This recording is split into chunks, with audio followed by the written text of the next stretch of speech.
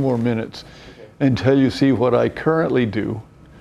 And it could be that what I currently do transformed into a user-friendly fashion will address your interests here.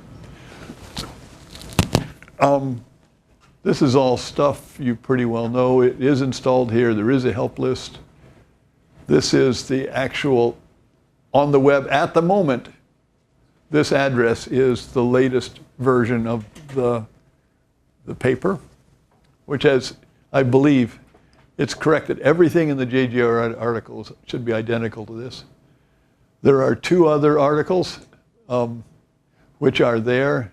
Heat of tea, which is this, and you got to understand this one, both of this heat of tea and cement, these PDFs are sort of research reports I wrote to myself. Very informal. They've got stuff, I mean, nobody else checked it. It hasn't been peer reviewed. The organization may be weird. It's just lots of notes that I made. Particularly the heat of thing is basically a literature search that went on for a long time, trying to find essentially any paper I could that had useful information on the thermal properties of minerals and rocks. And so there's, like 50 papers or so cited in there. It turns out there's an amazingly small amount of stuff available that's relevant, because most people are interested in specific heat and conductivity. Are talking about mantle and core pressures, and that's where all the effort is. High pressure, high temperatures. Below ambient, you get below 270 Kelvin, there's very little research been done on these things.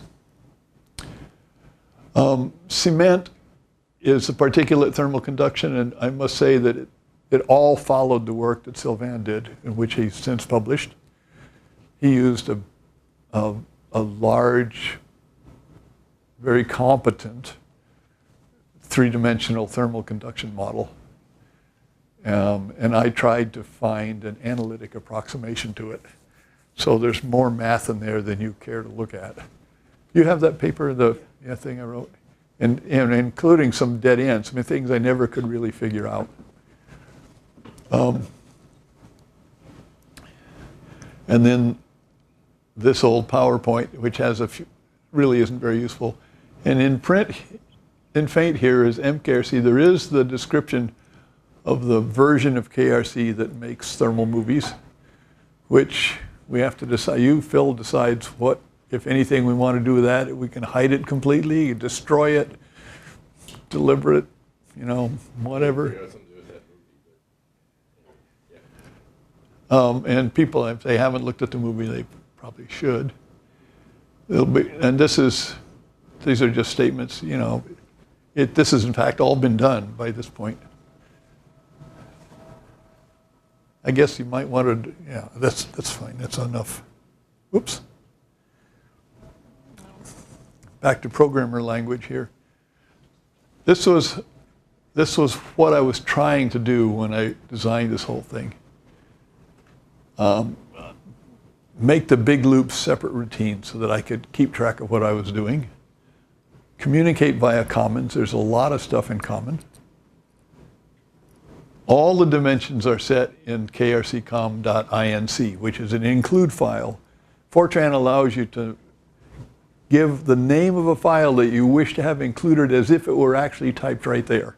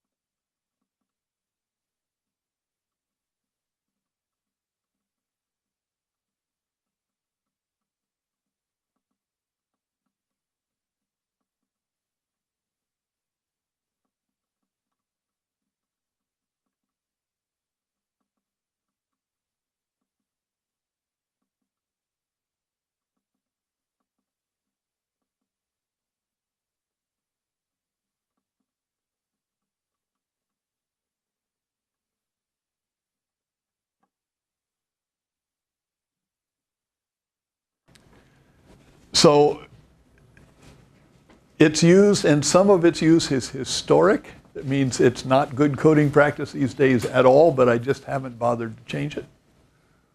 I've tried to be increasingly good as time goes on about being careful how I do it. But for example, you'll find places where string values overwrite real values. You can't even do that in most languages, simply not even allowed. But in Fortran, you can.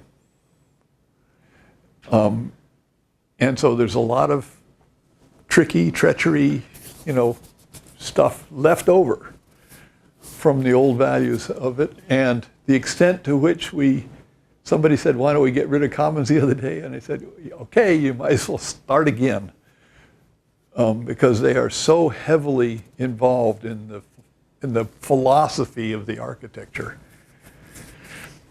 We could, though, clean it up. I mean, it would be possible. And the question is it worth it? Considering the mileage that's on KRC at this point, do you want to start changing?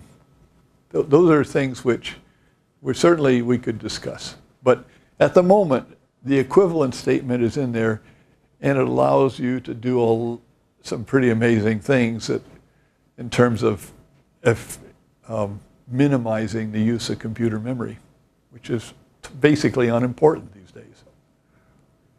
My computer I have at home has 4,000 times the memory of UCLA's computer at the time. Okay, so those are some aspects, and you just have to be, when you talk about changing KRC, or you just have to, those things are important. And these are some of the bad habits I have. What I call it, speedy treachery. Okay. Overloading, use the same variable for different things at different times. That's in there. It's an absolute no-no in modern programming.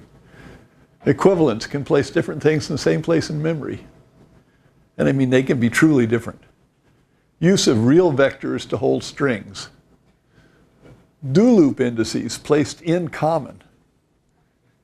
And the reason is, if the program, Fortran doesn't have a very elaborate error reporting routine. If it stops, you don't know where it was.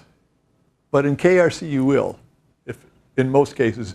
If it stops for some kind of foreseen possibility, KRC will call a print routine that checks where I was in every loop. Use of subroutines to move things in memory. This is another wonderful characteristic of KRC. You can call a real-to-real function and move strings around if you want.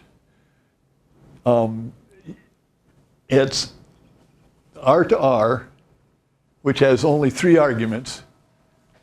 Where are you starting from, where are you going to, and how many 4-byte words do you want to move? And if this thing is negative, then the first one is treated as a constant, and it replicates it. It doesn't care about actual types. I mean, it just knows about spaces in memory. It has no idea what it's doing other than that, but it's blazingly fast. And so, as I said, it is a seductive tool, and I use it a lot. The interesting thing about this is, imagine you have 2 arrays, you want to go from here to here. If they're like this or like that, it doesn't matter. If they're like this, you can go through it forwards and it'll be all right. If it's like this, you have to go through it backwards. And the C version of this routine does that. The C version of this, which was written by Chris Becker, will actually go and check the absolute locations and make sure it goes through the array in a way that preserves the fidelity of the array. I'm confused. You have a Fortran and a C version? Yes, I do. Okay. And I don't even know which one is used in time, so you better be careful. The other thing that KRC does is, when you start it up, it zeros the major arrays.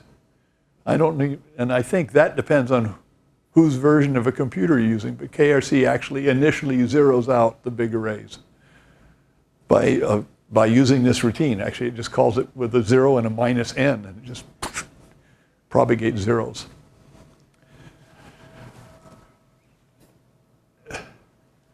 Here's the mixed dimension cartoon. We've talked about all this. And here's this little indication of, different time steps, times that way, layers down, all stuff we've talked about, scattering and emission, blah, blah. Okay, and we'll spend a minute on this one if I can find the pointer. This is the primary architecture of KRC. You turn on KRC, and these are the calls that it makes. This one actually zeros many of those arrays. This gets the actual time at the moment. This reads the input cards. There's this little symbol here means it's optional. Whether it gets called or not depends on how you set up the flags. It may or may not print out things. It starts something that's going to measure CPU time. You don't care about this. This is the beginning of a case. It calls TCs. And TCs goes in, and TCs loops, see these little upward arrows here? This is the first loop is up here on case. The second loop is on season. And it calls these routines, setting things up for a season until it calls TLATs, which goes off.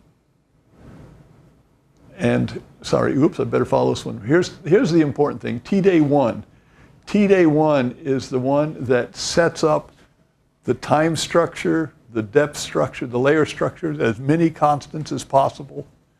And it gets called here, it's getting called once.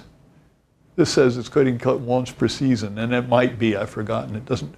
This is so far up that it doesn't matter. See, we're going to get down to 6 loops eventually. Okay, so T-day sets up things.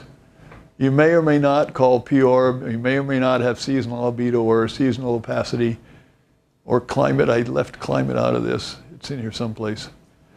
So now I go to TLAT, and then these routines here, this is just a geometry routine setting up some matrices. You may or may not use the Viking Lander pressure. You may or may not print something, and now we're into the latitude loop. And a whole bunch of things. This basically, down to here, all this block of calls is setting up the boundary conditions as a function of time through the day. And it's setting up things like the total pressure and all that stuff. Here's the climate routine, you can call it here. And so it sets up things. Then it goes into a loop for each time step, and it calculates the actual delta Eddington for the flat and the tilted surface, both. It calculates everything here. And this routine is stubbed out. It doesn't actually do anything. May or may not call tprint. Now it calls tday with a 2. And tday with a 2 goes in, and here's where all the loops are. Convergence days, time steps through a day, layers. And if it's a temperature-dependent case, it calls this evaluate monomial. A monomial is simply a polynomial that's ordered with the coefficients in increasing degree. And so there are 4 calls here because it has to evaluate specific heat and conductivity for the upper and the lower layers. I got 4 things I have to evaluate based on the current temperature. So I'm evaluating polynomials 4 times inside the smallest loop. We're now 6 loops deep. And then it comes out of these layers and time steps and days. And only if something is blowing up does it go into this stuff, which are basically error reporting routines. And so we're done the day. We do a prediction for 5 things, 5 vectors actually. Each EPRED is doing a whole number of predictions, but I got 5 times it's called it for 5 kinds of things. The amount of frost, the surface temperature, the atmospheric temperature, and I forget what else. Optional print, and now we're back out of the latitude loop. And we run through all the latitudes, we run through all the seasons, and we get back here, and it goes and there's something missing because there's a call here someplace, which I have left out to read a new case. I just haven't printed it here. T-card is the one that actually does the input, and there'll be a call right here. This call is a special case if you set a flag that I want to change the model of Mars at every season, which you can do. It will probably blow up if you change things like the number of layers. But if you want to change realistic physical parameters, you can do it. You can change, emissivity can be a function of season, albedo, thermal inertia. It's all possible, but it's a little tedious, and I doubt that most people will do it. So this is the basic architecture. We got this T-day handles the day iteration, the iteration to convergence at one season. T-lat handles the radiation interface, the sunlight interface, and the polar mass balance at a given season, and it loops over latitudes.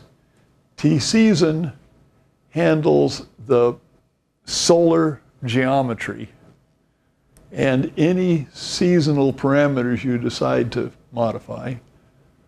And it just runs for normally multiple integral years.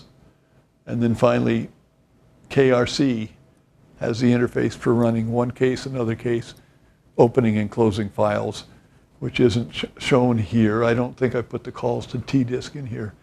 T-disk, which is the file interface, is called here, and there probably are some calls up in here also, but they're just, start the system, stop the system.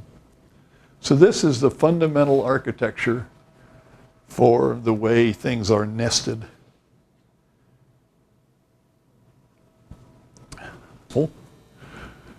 And here, these are the ones that you may want to change. They're all right here, down to this level. And they say what they are. How many layers, how many times a day, iteration days, latitudes, seasons, years. This actually is not implemented. Max N6, I think, is ignored.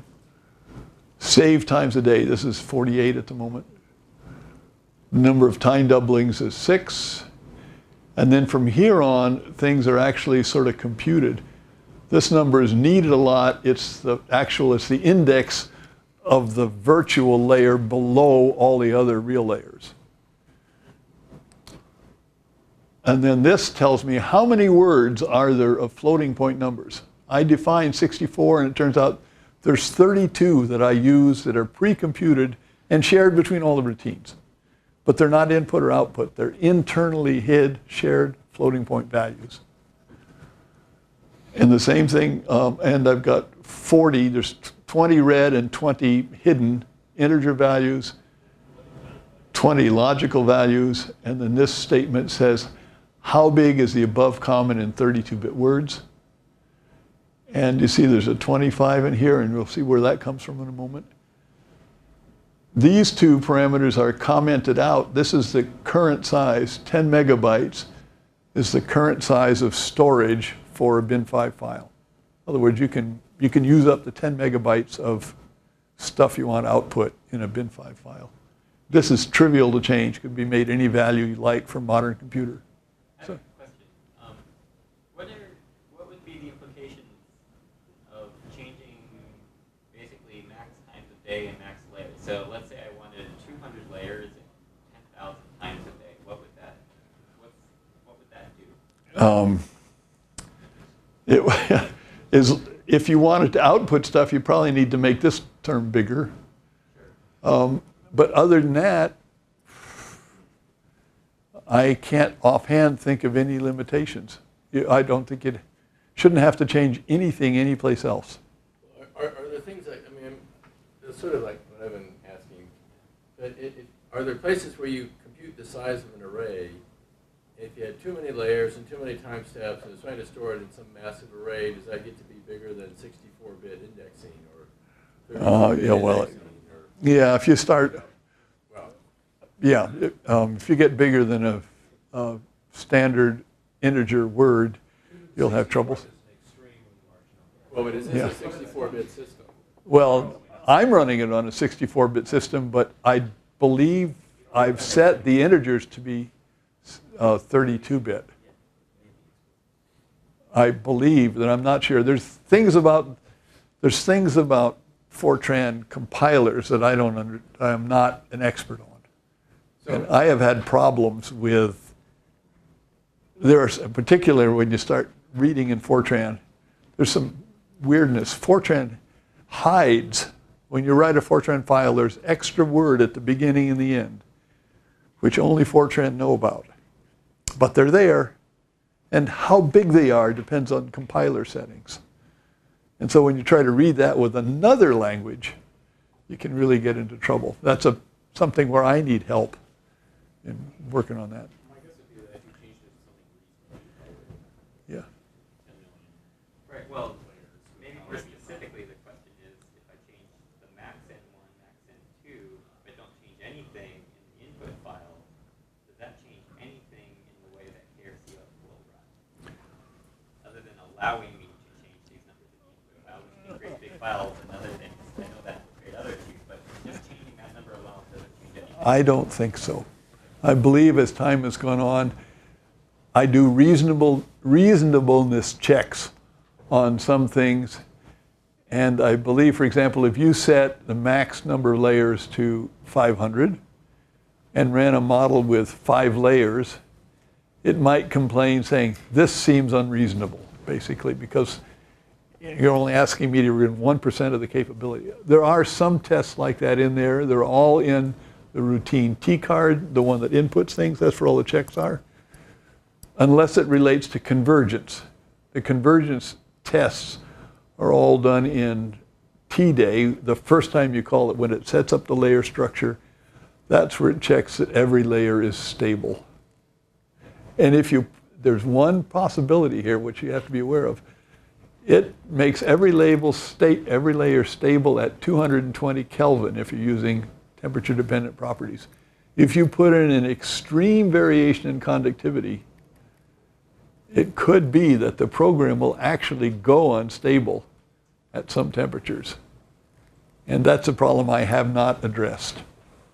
I don't know if this is a comment more than a question. Confirm what you just pretty much said. Way back, whenever the max N4 was set to 19, I mean, the 37 is a relatively new, in the last 5 years, a relatively new parameter. I needed 37 latitudes to be able to make my cables, not 19. And I changed that value to 37. And then I spent about a week running Fortran debugger to make sure, do I have to change anywhere else? Am I going to screw anything up? And at the end of that week, it was no. I only had to change that one number, and everything worked fine. I'm not for sure that it's that way for all of them. But Yeah. this is the only place that I had to change that one number, and it did carry it through everything. For those of you, let me just make a statement, Randy, and I'll give you. For those of you who are familiar with coding, and for instance, my computer is a Linux computer. In Linux, there are a variety of tools you can use to check whether or not a parameter is used here or there. And I use grep, variable name, on *.f to find every place that it could possibly be referenced.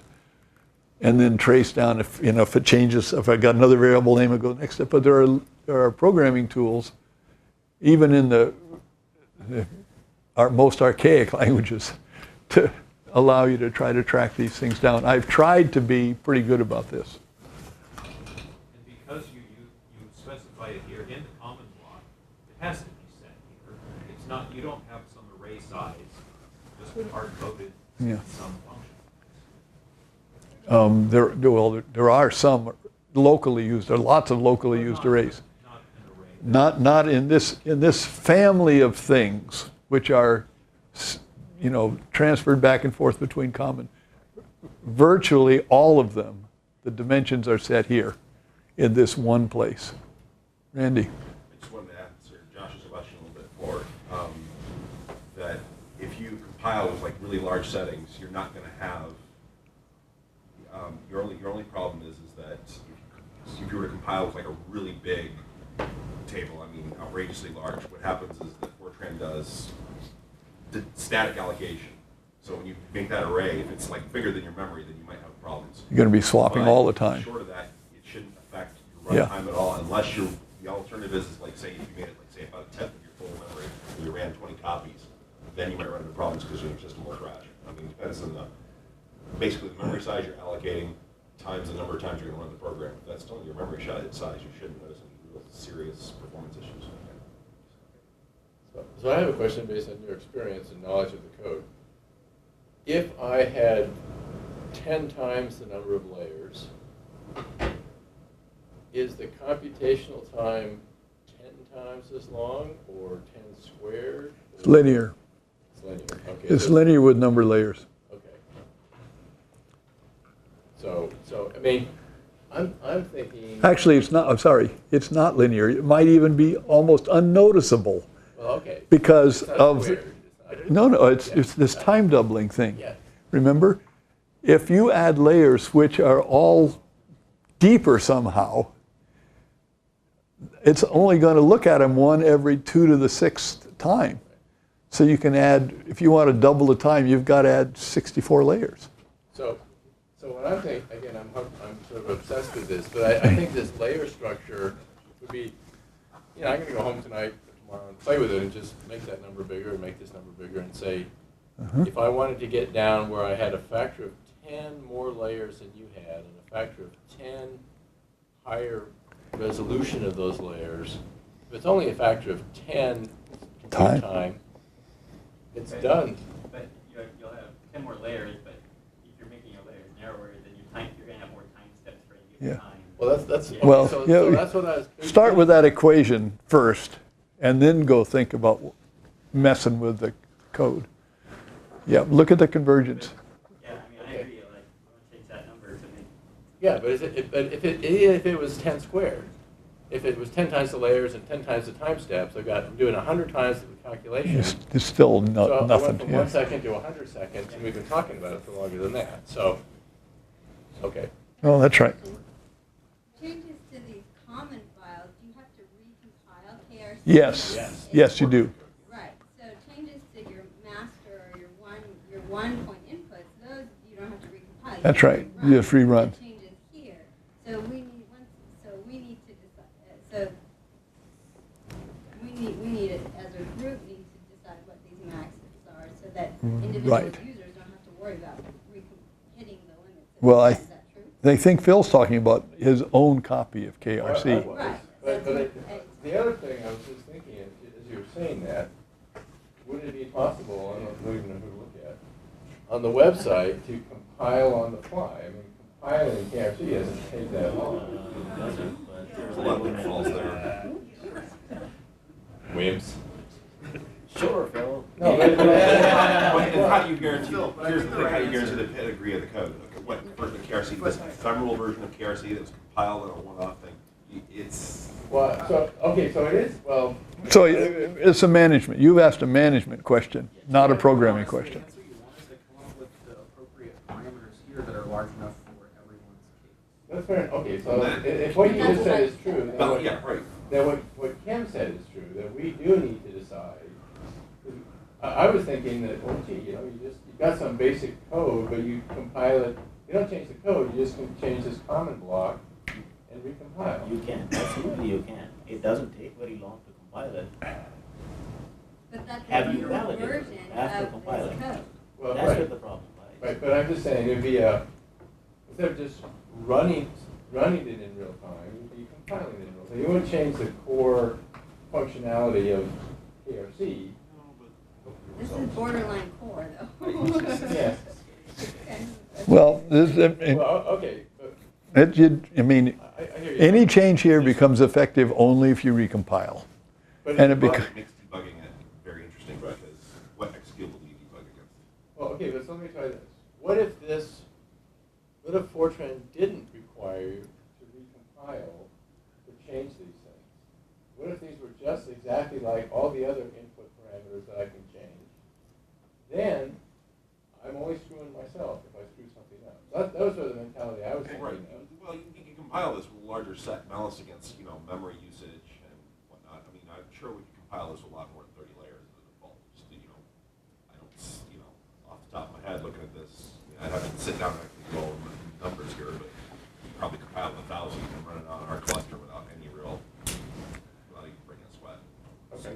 And that's, But let's, I think if we do decide on a set number of dimensions for all of these, it needs to run on normal machines, not just the cluster. Because this is the distribution list that's going to go to everybody who downloads this off of the website. well, So specifically, it needs to be able to run well on a typical machine, not Yeah. a Well, super duper fantastic machine. I got the sense that Phil was talking in particular context about the web application we're talking about running, and if it runs in the cluster. And yeah, absolutely. By default, I'd say 30 for the compiled code. If you're going to download TRC, leave it at 30. And if somebody decides they want to go crazy, well then they can go crazy. So, You can make it a compile time option. I mean, you can be that clever and put it on a switch and compile it, say number of layers, and you wouldn't even have to add the code. So. So perhaps also the, whatever versioning scheme you want to come up with is kind of a two-part scheme in the sense that one part of the version applies to the calculation part of the code, and another part of your version control that references whatever's in these common files. Does that make sense? Well, I think we may be addressing a problem that hasn't occurred yet, in the sense that Phil represents an expert user. He may or may not be an expert user, but what we're talking about here is an expert user activity. And I think that we need to acknowledge that those people exist, but I think that the expert user's special needs would fall outside the website support.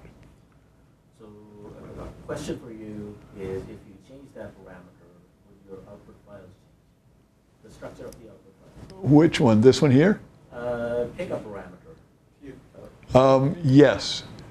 So your In a sense, well, it's not an easily answered question. When we look at TDisk, if we look at TDisk, you'll see that it manipulates indices and sticks things in places hopefully very carefully.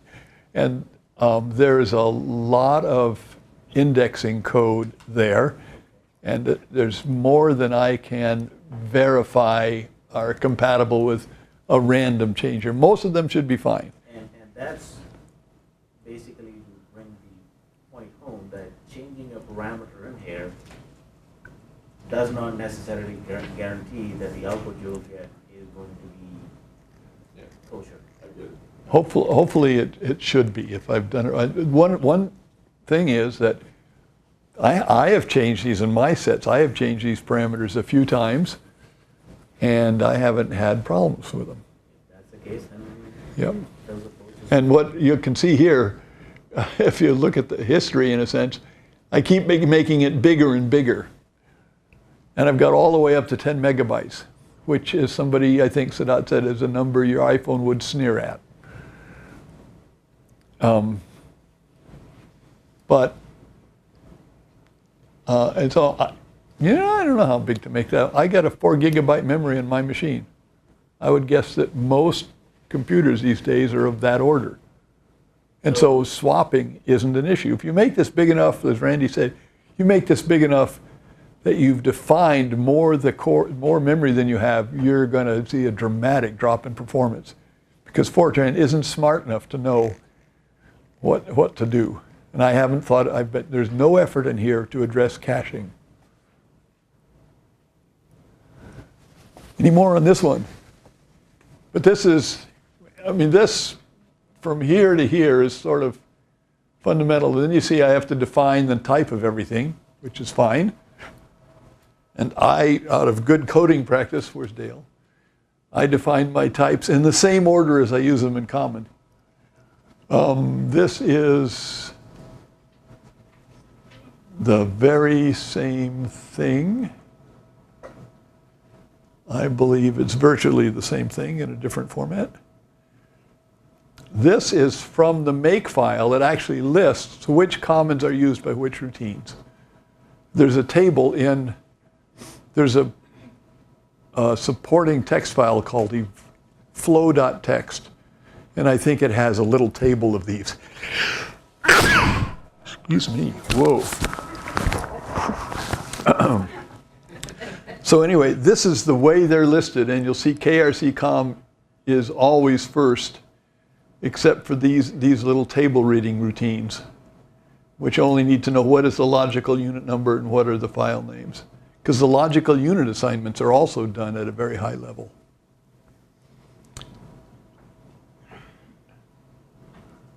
So here's the lower part of the KRC-COM routine. And so here's the common statement, common KRC. And here are, in the same order as before, all the floating point numbers, and then a whole bunch of integers, and then a bunch of logicals, and then treachery under this line right here. Title, remember these are in common. These things are defined as floating point arrays, except title is really characters, daytime is characters, and these are variable length arrays, or variable usage lengths, but they're actually defined. And then here's a wonderful statement, equivalence. FD1 albedo. And someplace above here, FD1 is defined as, I think, a 96 element floating point array. So what I'm doing here with these statements is making vector arrays overlap this string of scalars. There's a whole bunch of scalars in a floating point array, a whole bunch of scalar integers in this one, a bunch of scalar logicals in that one. And so that, and that's because this is the structure that allows me to, with relatively little coding, change the values when I read these change cards. These days you could do equate with variable names and all kinds of stuff, but I haven't done that. We already sort of know what makes it fast. I mean, we've talked about this. Geometrically increasing layer thickness with depths. That's because it's a diffusion problem. This is the nature of diffusion on a single boundary, upper boundary diffusion. Time step doubling as layer thickness allows it. That's a nature of a diffusion problem. This one we haven't talked about. When you start KRC for the very first season, it makes an attempt to get reasonable starting temperatures based on blackbody equilibrium and a few other things.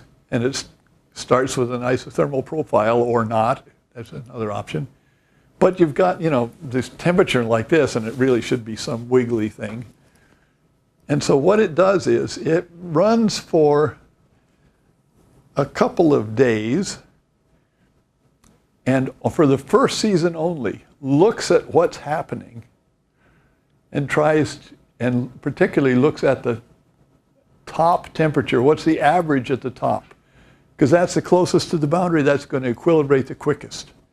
It looks at the average top temperature, looks at the difference of all the lower layer temperatures from that average, and jumps all the temperatures by that amount at midnight. So it just arbitrarily pushes the midnight curve over so that the daytime, so the 24-hour average temperatures will all be the same, which is the zero geothermal heat flow case for temperature independent properties.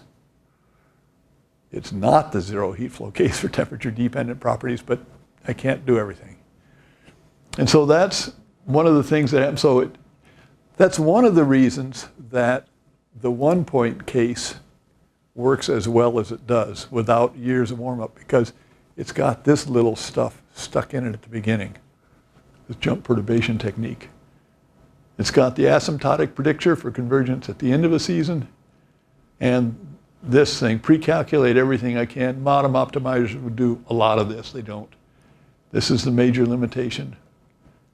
It's your limitation. You can't do really thin layers at the moment. Is that, again, that's only, it's really no physics or mathematical. That's right. limitation. It's the convert. computation It's and the. a convergence. It's the fact that the scheme I'm using to solve the numerical system is unstable for really short, for really thin layers. Can you define really thin for those of us who aren't quite up on the science, like millimeter, what?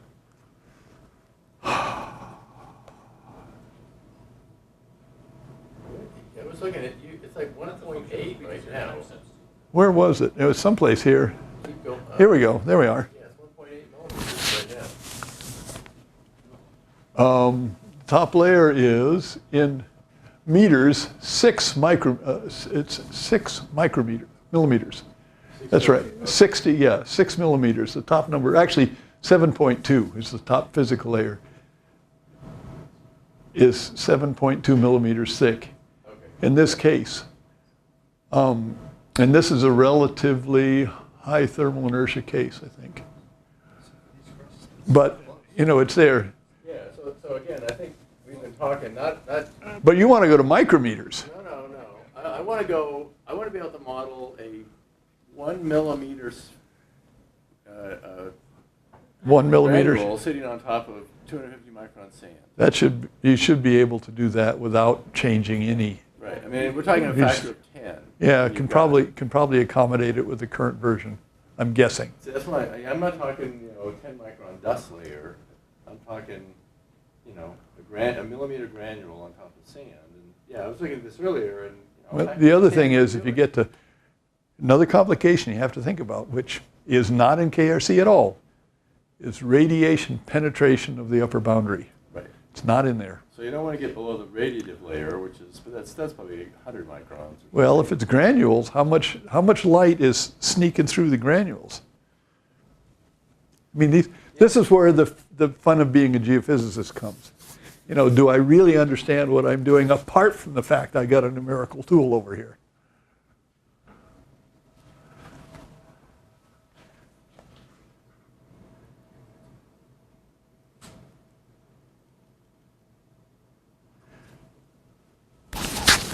As I said, there's two ways that I try to avoid bad answers. One is by trying to keep all the layers theoretically convergent. And the other is by occasionally just checking the temperatures I get. And if any temperature is if the maximum temperatures are always going to be at the surface. At some time of day, the surface is going to be warmer than everything else because it undergoes the largest diurnal excursions. And so if the surface exceeds this number, which is twice the temperature of a black plate facing the sun, which is basically theoretically impossible for isotropic emission, if that number gets exceeded, the program will stop. And I found what happens usually is, in the old days when I didn't have these tests in, it'd be going along and all of a sudden it'd get temperatures of millions of degrees, within a few time steps, because it just goes absolutely berserk.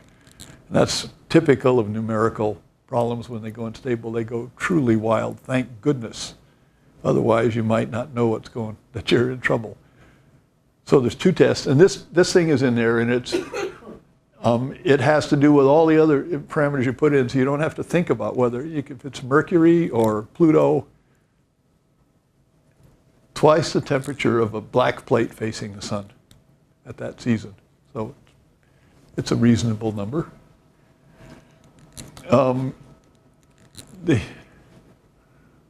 Why do I have this?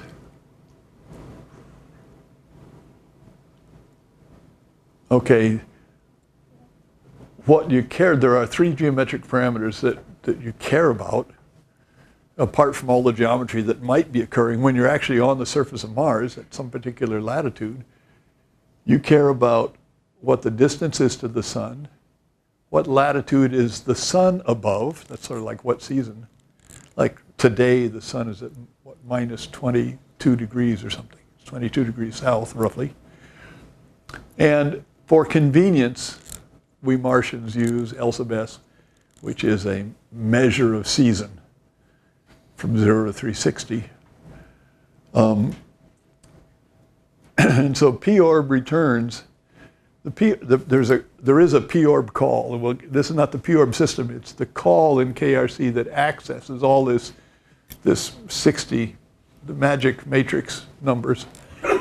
It returns these things: the heliocentric distance, the latitude and longitude of the planet as seen by the sun, and the latitude and longitude of the sun as seen by the planet.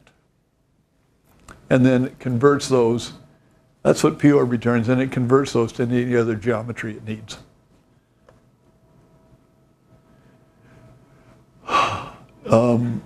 This is just the beginning of what could be an endless discussion. Bin5 files, everything is done and remembered in T-disk. When it's called with a 1, which is the beginning of a system, it sets up an integer vector, triple J,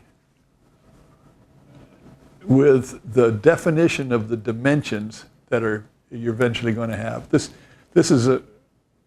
is identical to the IDL convention, if those of you are familiar with it. It's a vector of numbers. The first one is how many dimensions do I have? The next one is the size of dimension 1, so item 1 in C language, the size of dimension 1, the size of dimension 2, and so forth, until you get to the last dimension. The next number is what's the word type?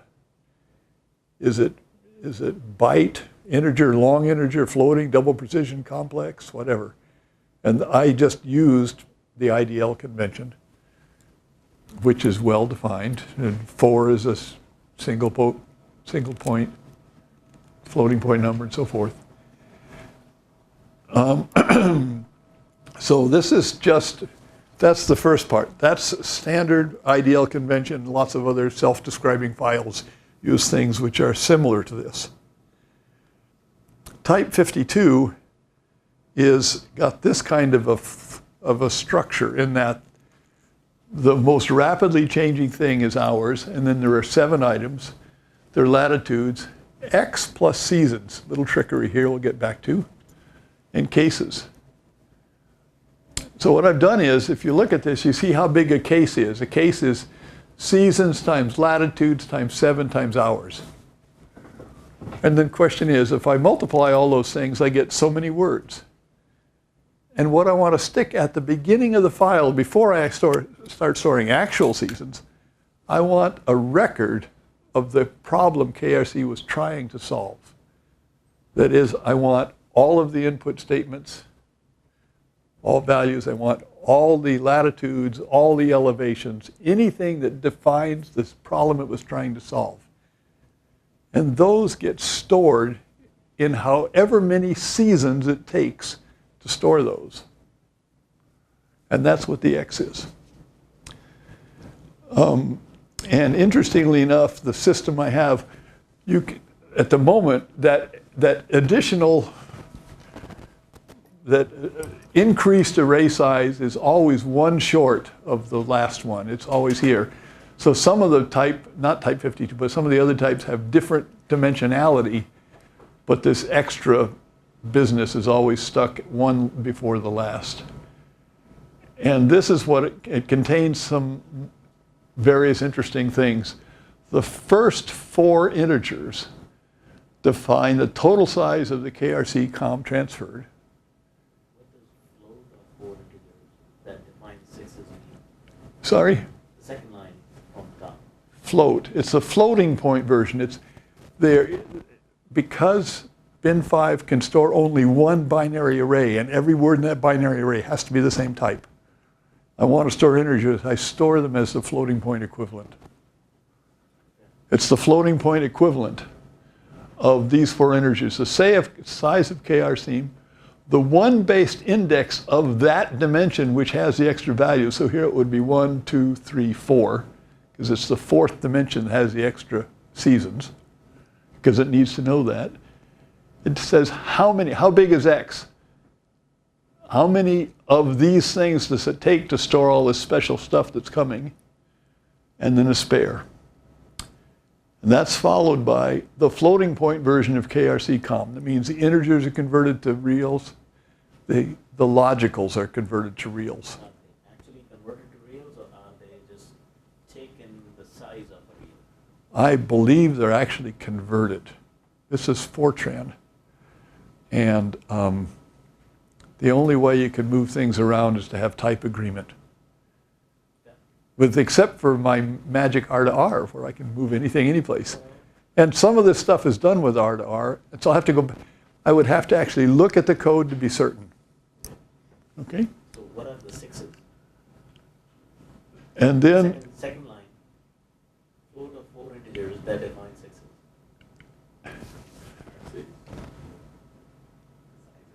sizes. That should be sizes. Okay. And then, okay, so once you get that done, this is the first X season. So we're storing all the KRC-COM. And still in this X seasons is this stuff. For each season, I give you the actual Julian date, the LSABS, the reference pressure, the nominal global opacity, and the total amount of frost in all the polar caps. So that's there. Those are the global seasonal things. And then become the true seasons. And this 7 is surface kinetic temperature, planetary bolometric, atmospheric kinetic temperature, the downgoing visible radiation, the downgoing IR, again, for every hour, for every latitude. And then packed in the 6th and 7th are doubly packed because you get a floating point of how many days did it take to converge? How big was the change in temperature between the last 2 convergence days? I've forgotten what this thing is. It's maybe atmospheric temperature or something. And then, even more packed, the minimum temperature of as many layers as will fit in the rest of this packed structure. And I just drop off the deepest layers. Okay? And then the next set of these wonderful things is the amount of frost at each latitude, the albedo of the frost.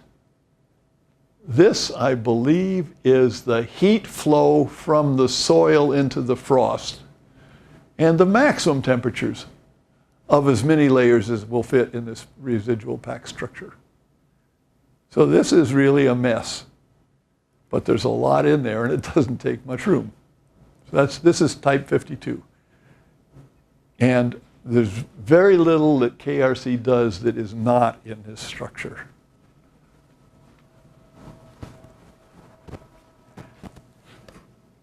So the question on the table. He's smiling. Isn't this wonderful? The question on the table to the programmers and users. We've had this conversation once, we'll have it again. We could leave this like exactly as is. As you have said, you have an IDL unpacker. Yep. That, we're going to get to it in a minute. okay. You're premature. Well, no, that's great. We're going to have a Da Vinci unpacker. Are we going to have a Vickers unpacker? Are we going to have a, I mean, I think we have a Da Vinci unpacker. okay, but now I'm just some user. One could argue at the other extreme, I want a file that I can read into Excel. I know I don't want to talk to you, buddy. Well, it had.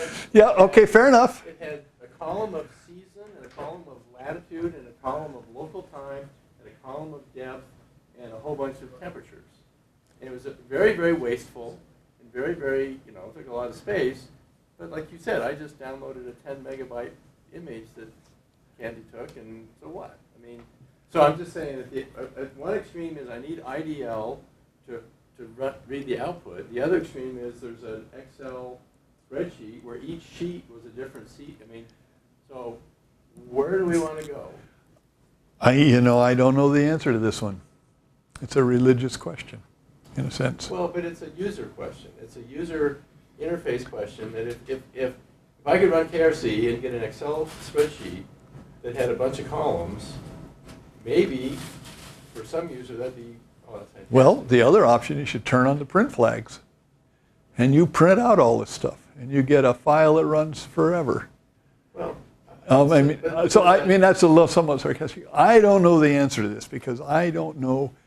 I think we have to assume that the user community is scientific users, and even with that assumption, if they're English-speaking scientific users, there's still probably at least a dozen different native environments that these people like to work in. Correct. And you need one for each native environment. well, or you could go to some, a tab delimited file or something that was more generic. Because right now, if I said to someone, you have to have either IDL or DaVinci to read this file, Jim Bell is not going to read this file because he doesn't use either. Well, I think that I would certainly add Python. That'd be my highest candidate for the next. Okay, but Right now, I mean, the flexibility is there, just the knowledge of which one to use probably isn't. I mean, the output for the 1-point file, you could technically import into Excel without too much issue. But personally, I actually use bin 53 all the time, not bin 53.